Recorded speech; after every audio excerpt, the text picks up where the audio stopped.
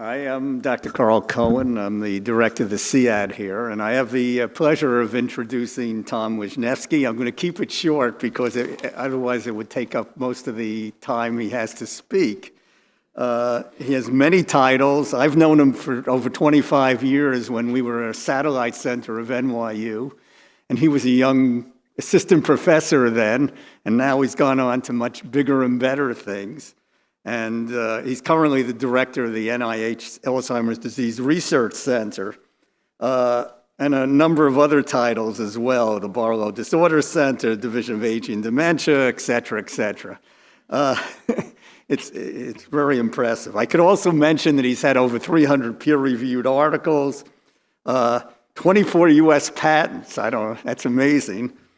And he's been funded by the NIH for 26 years. But I'll end by saying my wife, who was a colleague of his at NYU for many years, said the residents referred to Tom Wisniewski as the Wiz. So that's who we're going to have speak today, the Wiz, Dr. Wisniewski. Thank you. Well, I'd like to thank Dr. Cohen and Dr. Reinhardt for inviting me here. Have a fond place in my heart for Downstate. Trained both as a neurologist and a neuropathologist, and I did my anatomical pathology training here in Downstate. And then I have a family connection too. Both my parents were physician scientists, and they had faculty appointments here at Downstate. So I remember some of the corridors of Downstate as a child. They were always working and in the lab, so I was with them. So today I'm going to review some of the research that we're doing at NYU in my own lab, as well as other research taking place globally. So you heard some of these statistics about Alzheimer's disease eloquently from Dr. Travers. The prevalence in the US of Alzheimer's is around 5.8 million, but really this is a global epidemic, and it behooves mankind to find better treatments for Alzheimer's disease. In terms of what we're doing against many major medical conditions, in the past few decades, we've done very well and improved survival and the prevalence of many of these disorders. But you see, for Alzheimer's disease, there's been a massive increase in the prevalence. And Alzheimer's disease is the only cause of death among the top 10 that we really have very limited things to offer. So this is something that needs to change. In terms of the pathology, again, it's the plaques of A-beta and the neurofibrillary tangles in neurons, but also a very important part of the pathology in Alzheimer's disease is the deposition of amyloid in cerebral blood vessels. So there's vascular pathology that's an essential part of Alzheimer's disease, is an independent risk factor for dementia, and is a complicating factor for many of the immunotherapeutic approaches that I will discuss later, in that it's more difficult to clear vessel amyloid, and often vessel amyloid, when you get rid of it, is associated with hemorrhages. So this is an important thing to take into account. And from ongoing and improved biomarkers that are available for Alzheimer's disease now, that again, Dr. Travers discussed, it's evident that A-beta deposition and some of the other pathological features of Alzheimer's disease precede the onset of clinical symptoms, even MCI, by decades. So this opens up a long therapeutic window, but also is problematic when you start clinical trials at these stages, which are symptomatic, because there's already very extensive pathology that's already present. The underlying pathogenesis involves the normal soluble amyloid beta and the tau protein, both of which undergo a conformational shape change into beta-pleated sheet structure, which aggregates and is toxic. They form oligomers, these soluble aggregates, and in terms of A-beta, it forms fibrils, which deposit as amyloid plaques and the vessel amyloid. And in terms of the tau protein that's aggregated, it forms those tangles. However, it's these oligomeric structures of both A beta and tau which are the most toxic to neurons, and they're a major therapeutic target.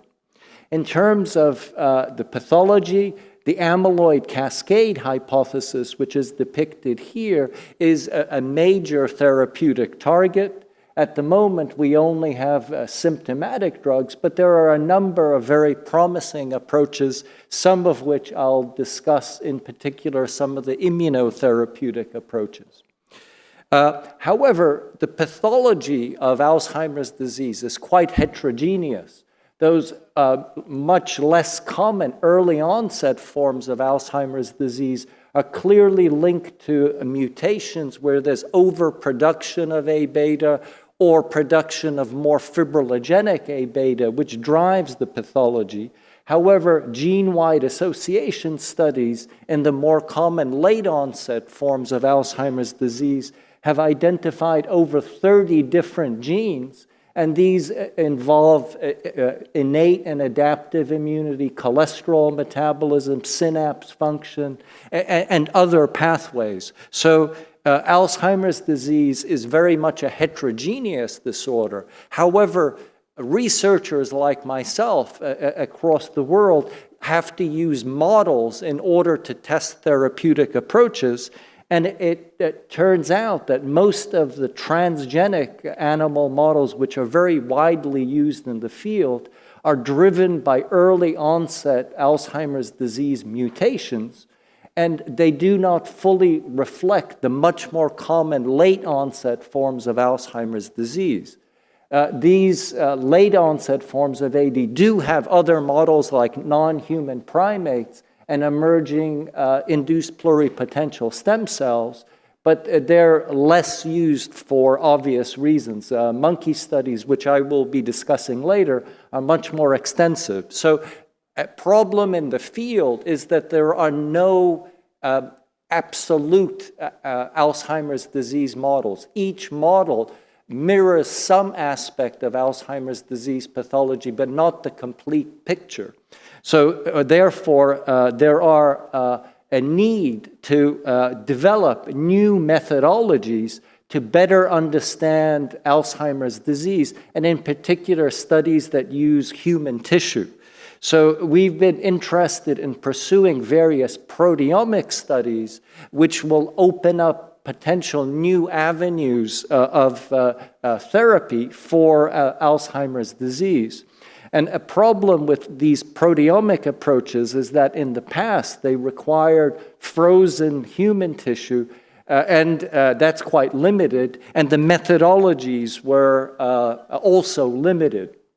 So in the last few years, my lab has developed a novel localized proteomic method which can use formalin-fixed paraffin-embedded tissue, and then we use a special laser to cut out the lesions of interest and do proteomic studies. This type of paraffin-embedded formalin tissue is very plentiful globally, in sharp contrast to frozen human tissue, and we can do very high-quality proteomic analysis, as we've published in a number of recent papers here. In one of the first applications of this proteomic methodology, we did a study of rapidly progressive Alzheimer's disease. This is an unusual form of Alzheimer's where from onset to death is less than 1 year. These cases often get misdiagnosed as Creutzfeldt-Jakob disease. However, at autopsy, the neuropathology of rapidly progressive AD is the same as regular slowly progressive AD, but the cause for this is unknown. It's not linked to any of the known mutations. So we did an analysis of the postmortem tissue of over 20 of these unusual rapid AD cases, where from onset to death was an average of 9 months, as opposed to 10 years or so for regular Alzheimer's disease. With our proteomic analysis, we found hundreds of proteins, many of which were expected. However, we also identified 39 novel proteins in association with amyloid plaques. One of these is a protein called cerconin, and here you're seeing in green the localization of this cerconin protein in amyloid plaques and its absence in age-controlled tissue. In our pathway analysis, comparing the slowly progressive and rapid progressive cases, in this volcano plot, you can see that there's a great separation of pathways, and some proteins like PODI are vastly upregulated in rapidly progressive AD. So these proteins like cerconin and PODI have never previously been linked to any neurodegenerative disorder, and these types of proteomic analyses are opening up the potential for new therapeutic windows for Alzheimer's disease. Another very active area of research in the Alzheimer's field generally, as well as in my own lab, are various immunotherapeutic approaches to clear the tau and A-beta related pathology, either with active immunization or passive immunization, as well as enhancement of the innate immune system, the microglia and macrophages in the brain. My lab has in particular been interested in looking at innate immunity in Alzheimer's disease. And as I mentioned, the gene-wide association studies have shown that abnormalities in a number of innate immune genes is critical in late onset Alzheimer's disease, such as TREM2. The innate immune system works through pattern recognition receptors, and senescence and dysregulation of innate immunity has been linked not only to Alzheimer's disease, but to multiple neurodegenerative disorders. A critical regulator of innate immunity are the toll receptors. This lists all the known mammalian human toll receptors, and we in particular, due to earlier studies, focused on toll-9 receptors, which are stimulated by unmethylated DNA oligonucleotides. These CPG oligonucleotides have already been quite extensively human tested for a variety of cancer applications as well as for vaccines. Hence, these drugs, the CPG oligonucleotides, are very safe. We've tested them in a number of Alzheimer's models, one with plaques, and another 3xTG mouse model with plaques, as well as the tau-related pathology. More recent studies, we've used models with very extensive vascular amyloid deposition, and again, this treatment with the CPG oligonucleotides cleared this amyloid pathology. In more recent unpublished studies, we've used a tau-only Alzheimer's model with very extensive tau-related pathology, and we found that treatment of these demented mice with tau pathology led to marked behavioral improvements, which are charted here. And you could see that immunohistochemically with the reductions of tau pathology doing different antibody staining.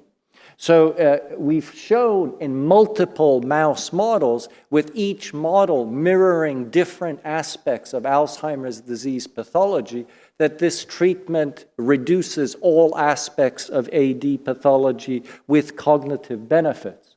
So we are now in the process of testing this in squirrel monkeys, which are obviously much more similar to people than transgenic mice. Their immune system is much more similar to us, and they spontaneously develop Alzheimer's vascular amyloid deposition, which looks identical to the human amyloid deposit spontaneously with age. And the post-translational modifications of A-beta in this monkey amyloid is identical to human amyloid with modifications like pyroglutamate and phosphoserine, which are depicted in this slide. So we've conducted a very extensive trial of this CPG treatment, first in young monkeys to get the dosing correct, and then in old monkeys. The monkeys after 16 years of age all develop Alzheimer's-related vascular amyloid deposition. We developed a number of behavioral tests for these animals that in this particular case, the monkey has to reach for a grape, which they're very fond of, and there's only an opening on one side of this bucket, and the monkey has to remember which side the opening is on. So with treatment, with the CPG, the old monkeys behaved similar to the young monkeys. And this is a T-maze here, where there's a food reward on one side of the maze. And again, the treated monkeys behaved more similar to young monkeys. And another test that we're developing is these monkeys like to finger paint. And the quality of the artistic output in the old monkeys is clearly less than the young monkeys. And with treatment, it improves as well. But this is a little bit more difficult to quantify. This correlates to reductions of the Alzheimer's-related vascular deposition in the treated old monkeys. So with this very extensive testing, we are ready to try this out in people with a few more monkey experiments planned. We've also been very actively pursuing different immunotherapeutic approaches of adaptive immunity, both active and passive immunization, with some reviews highlighted here. An approach that we've developed in the lab is using a very rare form of familial dementia, where there's a missense mutation and a stop codon, where a part of the DNA gets translated, which normally never translates to a protein. And this particular peptide sequence is highly amyloidogenic. It forms oligomers and fibrils, and then through a chemical modification, we took this particular peptide and made stable oligomers. This particular peptide sequence has no homology to any human protein, therefore it's non-self. So when it's used as a vaccine, it's much less likely to cause autoimmune side effects, which have been problematic in many active immunization approaches because it is a non-self protein. So this active immunization approach, we again have tested in multiple Alzheimer's disease models. And here, a cognitive test is a radial arm maze, where the mouse is deprived of water and has to remember where the water reward is at the end of each of these arms. And with treatment, the treated transgenic animals behave the same as wild-type non-transgenic animals. This is associated with reductions in amyloid and tau-related pathology as well. This approach has many advantages in that it's targeting specifically those most toxic oligomeric species of A beta and tau. It does not affect fibrillar amyloid in the vessels, so the complications of removing vessel amyloid directly are much less. It's targeting both tau and A beta concurrently. And then also in Alzheimer's disease, it's very common in 30 to 50% of cases to have concomitant other pathology, such as synuclein pathology that you see in Parkinson's disease, or TDP-43 that you see in frontotemporal dementia. And it ends up being that the most common synucleinopathy is not Parkinson's disease, it's Alzheimer's disease with concomitant synuclein pathology, and the same for TDP-43. The most common TDP-43opathy is Alzheimer's disease, complicated with this particular pathology. So our vaccination approach would also address these other beta sheet concomitant pathologies. We've also used this approach to develop monoclonal antibodies, which are summarized in this complicated diagram here, which was published a couple of years back in association with a number of issued and filed patents. The conformational specificity of the monoclonal antibodies that we produce using this approach are highlighted using this methodology of surface plasmon resonance, whereby we take A-beta peptides and we make oligomers with them and show that the antibody that we produce binds very tightly to the oligomeric A-beta, but when we disaggregate this peptide and make monomers of it, the antibody does not bind at all, proving the conformational specificity. So this was used for treatments in various transgenic models, in this case a 3xTG with amyloid and tau pathology, starting when the monkeys have fairly advanced disease. And again, using various cognitive tests like this radial arm maze, the treated mice behaved the same as wild-type mice without Alzheimer's pathology. This was linked to reductions of A-beta deposition as well as reductions of the tau-related pathology, something, again, that we recently published. We also use these antibodies in human brain postmortem tissue and showed that these antibodies can immunoprecipitate or pull out A-beta oligomeric species as well as human abnormally phosphorylated tau protein, suggesting that they also would be effective against the human targets of these abnormal conformers. So this approach, again, we feel has great promise, and again, it concomitantly addresses both A-beta and tau-related pathologies. In another novel approach, we've used antibody mimetics. These are Affibodies, and this is a collaboration with a Swedish group. Affibodies are much smaller than immunoglobulins. They are made up of 58 amino acids. The original Affibody was related to protein A.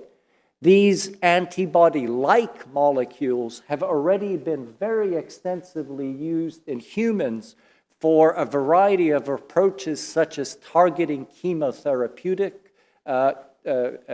drugs to the cancer, as well as for a number of imaging methodologies, as well as the delivery of enzymes to particular locations in the body.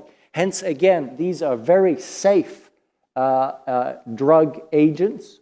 In a collaborative study with a Swedish group, we made an Affibody that recognizes A-beta, and we tested it in a transgenic Alzheimer's disease model. You're seeing the mice here being injected with this Affibody. And again, on cognitive testing, we showed that treatment with this Affibody directed to A-beta leads to cognitive improvement, where the treated transgenic animals behave similarly to wild-type animals. And this is a study we published 2 weeks ago in Frontiers in Aging Neuroscience. So this treatment restored the memory deficits and was associated with reductions of the Alzheimer's-related pathology in these transgenic animals. These tools, these Affibodies, can be genetically manipulated relatively easily, and we're developing Affibodies that will recognize aggregated forms of synuclein, aggregated A-beta, as well as TDP-43. So these Affibodies can potentially be used to treat multiple neurodegenerative disorders. Getting on to some patient care issues, at NYU, similar to Downstate, we also have a state-funded Center of Excellence of Alzheimer's disease. We also have a state-funded family support program for caregivers that Dr. Middleman will be speaking about. We also have an NIH-funded Alzheimer's Disease Research Center that is in its 30th year of NIH funding. And this Alzheimer's Disease Research Center is associated with a very strong clinical trial program. And I'll highlight some of the ongoing clinical trials that we have. It won't be a complete list, but it's quite diverse. So we're doing clinical trials of lifestyle alteration, testing the effects of exercise on cognition and Alzheimer's-related pathology. There are imaging trials such as the ADNI, which is an observational clinical trial. There's a trial in collaboration with Dev Devino from Columbia Presbyterian of treating Alzheimer's disease with anti-herpes medications, the VALID clinical trial, and that's testing the viral hypothesis of Alzheimer's disease. There's a trial of nicotine use which has effects on A-beta levels, as well as antibody treatments targeting tau-related pathology, the TANGO trial, other tau-related pathologies of a disaggregation agent from tau-RX, as well as a couple of clinical trials from Novartis of active immunization, as well as an enzyme inhibitor, a base inhibitor, to inhibit the production of amyloid beta. And those two clinical trials are highlighted here. This is our dynamic clinical trial team of coordinators that one can contact. They're very reachable and very nice. The contact information is here. All of these neurodegenerative disorders, Alzheimer's disease and related disorders, are conformational, and with ongoing research, we're understanding the diverse causes of these much better, and I believe with ongoing research, we will have effective disease-modifying therapies soon, but this is a large collaborative effort. The research that I highlighted from my own lab involves many people, but also other universities, MD Anderson, Case Western, and the Affibody was done in collaboration with a Swedish group. So really it is a global effort to address the crisis of Alzheimer's disease and dementia globally. Thank you.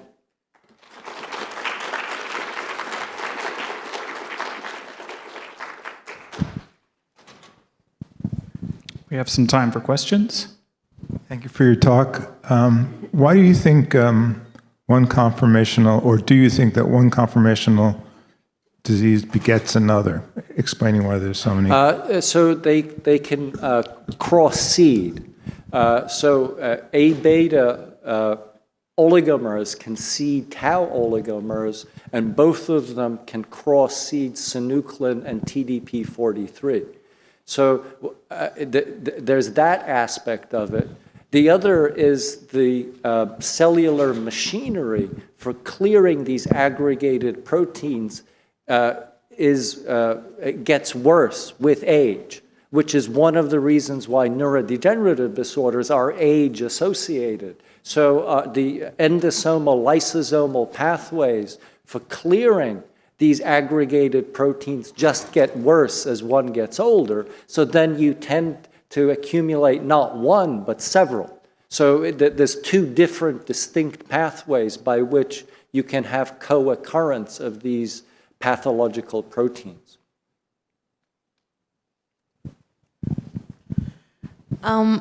Well, thank you for your talk. Do you think there ever will be a cure for Alzheimer's disease? No, I think that there will be different cures. So Alzheimer's disease is not one disease. We're defining it pathologically as plaques and tangles, but there's many different biologies that can drive it. So in the future, with biomarkers, we will have to individualize the treatments for Alzheimer's disease and address what specifically is causing the disease in that person, that patient. Hi, thank you very much for your talk. I'm a psychiatrist. And from a medical ethics perspective, can you talk a little bit more about your ideas on screening for illnesses that have started 10, 20, 30 years before their clinical presentation? And we don't want to scare people too soon, but we also don't want to wait too long. Thank you. Right, and that's a dilemma for the whole field as to how much you tell research subjects about their amyloid or tau status in a research setting. And that's a very individualized decision. Typically, in the consents that we have for these types of studies, the information is not divulged to the person, but there are ways of accessing that information through their clinician. So this is a major question for the whole field as to how we deal with this information. And my own personal feeling is to divulge as much as you can, knowing the family structure and how the person will deal with it. Hello. Excuse me. Aside from Aricept and or donepezil and meptidine, is there any other medications that are available? Well, there's that class and Namenda as well, Mementine. So those are the two symptomatic treatments which are available for Alzheimer's disease currently. Then there's the many lifestyle alterations such as increasing exercise, cognitive stimulation, and the Mediterranean diet that you heard about. And all of those have very significant effects at slowing down disease progression as the emerging studies are showing. So even though the drug-like medications which are currently available are not terribly effective, they do help somewhat. And then there are the lifestyle things which do have a very significant effect. And then there's the medical management of other complicating factors like hypertension that you heard about from Dr. Travers' talk. So those sorts of medical management issues have to be optimized as an intervention for dementia or affecting the progression of dementia in someone who already has symptoms. So the message is there's a lot that can be done now. Thank you, doctor. My question is there any sense at this point when from the pathology standpoint, when the symptoms of Alzheimer's disease will no longer be irreversible? I think if one removes existing pathology, in particular, if you get rid of the toxic oligomers or reduce their levels, you can have a reversal of the symptoms. So the pathology builds up over many years and it leads to neuronal death. But we have a lot of evidence in various animal models that when you remove the oligomers, even though there's still neuronal loss and the plaques and tangles might be there, the cognitive behavior of the animals gets better. So that's very hopeful that if we could get rid of these very toxic species, it would be associated with cognitive benefits for disease that's already been there for a long time. So I'm hopeful of that. Thank you very much, Doctor. I was wondering in your lifestyle, what you're talking about with lifestyle, if you've done any research on either socialization or arts-based interventions. So Dr. Middleman is a world expert on that, and yes, those are very important interventions. So a risk factor for developing a dementia and cognitive symptoms is a lack of social interactions. So being isolated is a risk factor, and an intervention to reduce that degree of isolation with more socialization and activities is highly beneficial.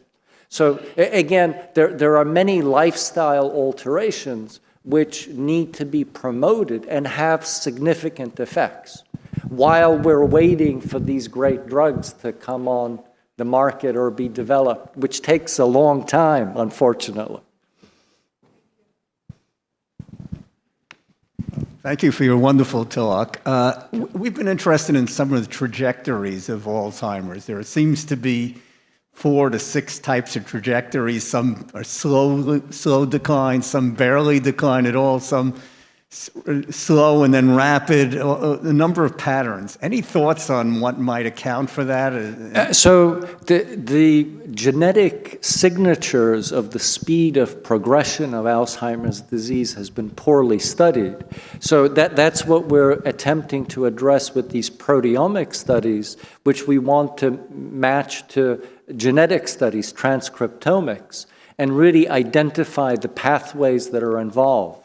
So that's a major question for the field, which has not been addressed as to what determines that speed of progression.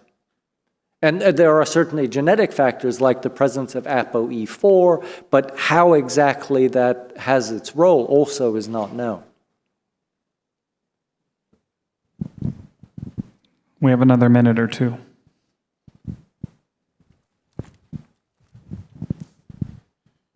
Well, as a young person who was very stressed about life and student loans, I guess what are the best advice for young people? This time. Well, my grandmother died of, like, she had Alzheimer's. I'm She sorry. didn't die of it, but she had, like, but I mean, as a young person, I mean, what sort of advice will you give young people in terms of... Live well. Good diet, avoid head trauma, make sure that your blood pressure, cholesterol, sugar are well maintained, and use your mind. So all of those things have major effects on your subsequent risk of getting a dementia when you're older. So there's actually a lot that you can do. Don't play contact sports. Dr. Wisniewski, could you please talk about mild cognitive impairment?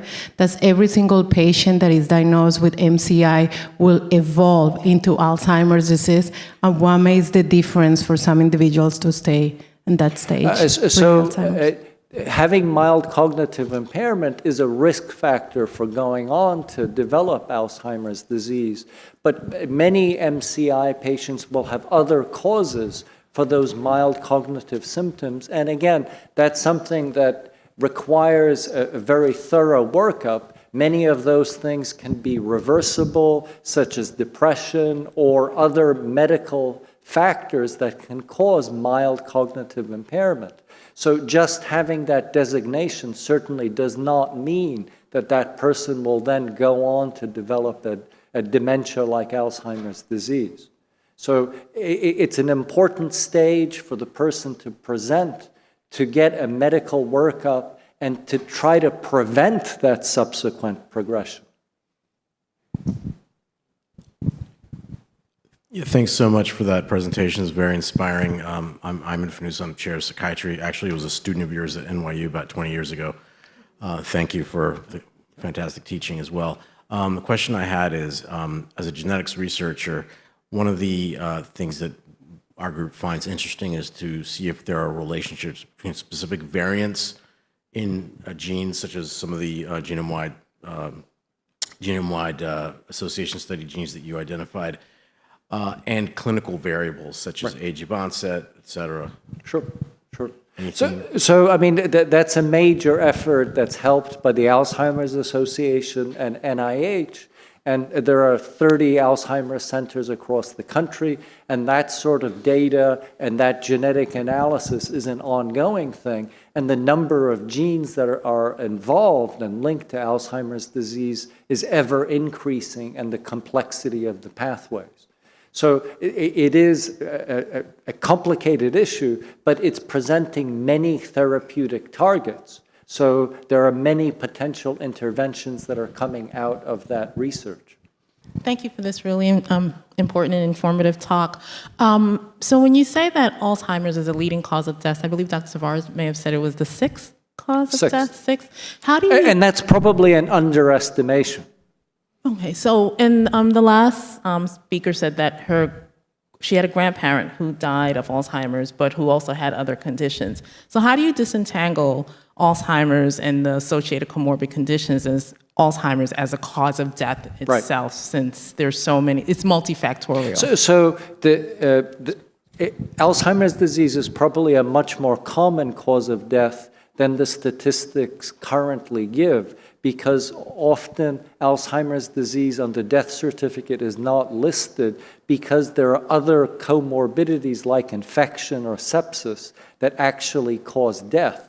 But it was the presence of Alzheimer's disease that made those other medical conditions come about. So Alzheimer's was driving the cause of death.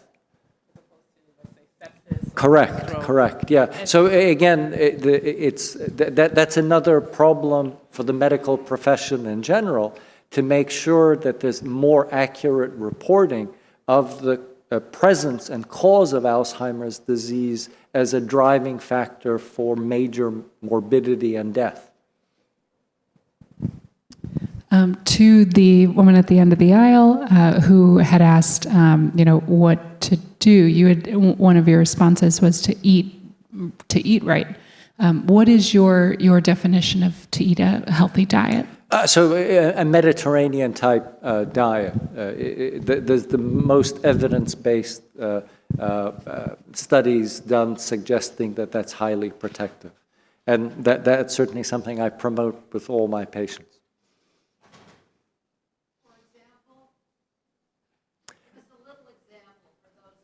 Well, so seafood, salad, fresh fruits, blueberries, pomegranates, staying away from red meat and saturated fats. So that sort of diet is highly protective.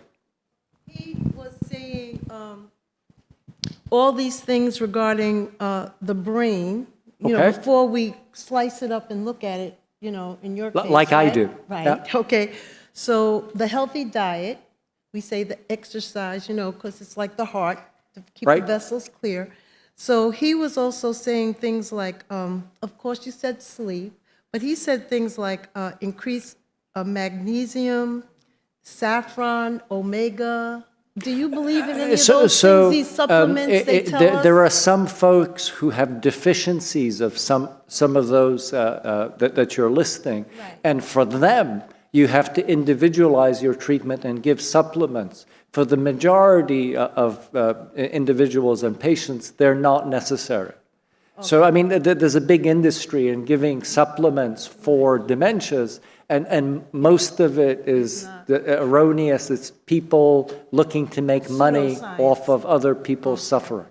Right, because that's what they were saying, vitamin B6s and all this stuff. Okay, gotcha. Yeah. If you have a deficiency, then you need it. Thank you very much for an excellent talk. Thank you.